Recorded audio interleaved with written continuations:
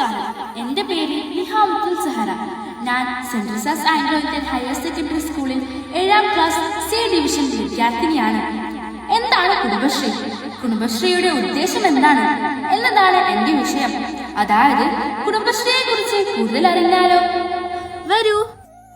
എൻ്റെ നാടായ അതിരകം യൂണിറ്റിലെ എൻ്റെ മുത്തശ്ശിയും കൂടെ ഒരു അംഗമായ ദീപം കുടുംബശ്രീയിലാണ് ഞാൻ വന്നിരിക്കുന്നത്. ദീപം കുടുംബശ്രീ ആരംഭിച്ച് 16 വർഷം തികയുന്നു.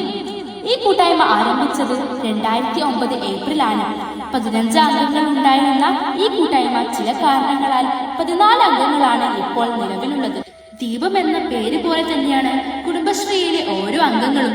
എന്തെന്നാൽ എന്നോട് വളരെയധികം സഹകരണത്തോടെ ആയിരുന്നു എൻ്റെ ഓരോ ചോദ്യങ്ങൾക്കും അവർ മറുപടി നൽകിയത്. ഈ കൂട്ടായ്മയിൽ സെക്രട്ടറി, പ്രസിഡന്റ് എന്നിവർ ഉൾപ്പെടുന്നു. നിലവിൽ സെക്രട്ടറി നളിനി അമ്മയും പ്രസിഡന്റ് ശൈലജാമ്മയുമാണ്.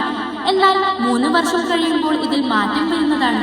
ഈ കൂട്ടായ്മയിലുള്ള ഓരോ അംഗങ്ങൾക്കും അതാത് ലക്ഷ്യം കൊടുത്തിട്ടുണ്ട്. പച്ചക്കറി കൃഷി, ആരോഗ്യ നിവാരണം, നേതാർത്ഥ്യ നിവാരണം, അടുക്കള നിവാരണം എന്നിങ്ങനെ.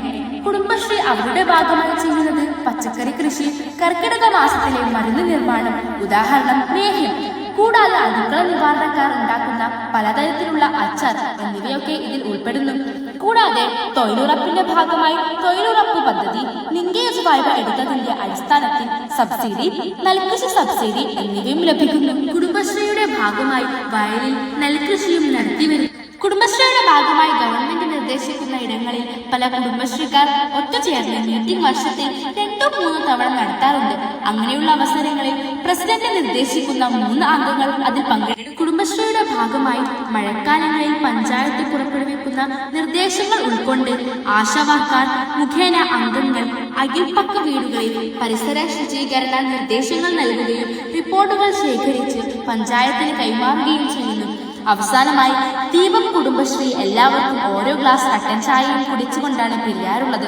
എന്നാൽ ഞാൻ അഭിമുഖത്തിനായി പോയ സമയം നല്ല സ്നേഹം വിതറിയ നാരങ്ങാ വെള്ളം കുടിച്ചാണ് സംഭാഷണം അവസാനിപ്പിച്ചത്. ആഴ്ചയിൽ 420 രൂപയും പ്രതിവർഷം പലിശയായി 1580 രൂപയും ലഭിക്കുന്നു. ഓരോ ആഴ്ചയിലും കുടുംബശ്രീ ഓരോ അംഗങ്ങളുടെ വീടുകളിലാണ് ഒത്തുകൂടാറുള്ളത്.